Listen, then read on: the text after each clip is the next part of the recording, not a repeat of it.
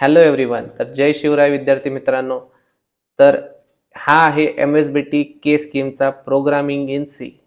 तर आपण द्वितीय सेमिस्टरमध्ये आलेलाच असाल किंवा आपण प्रोग्रामिंग शिकायला आलेला असाल, तर हा एक परिपूर्ण कोर्स आहे जो तुम्हाला सी प्रोग्रामिंग एकदम बेसिकपासून ते एकदम ॲडव्हान्सपर्यंत शिकणार आहे. तर आपल्या चॅनल बिटवाईज एडटेकला सबस्क्राईब करा असेच नवनवीन कोर्स पाहण्यासाठी.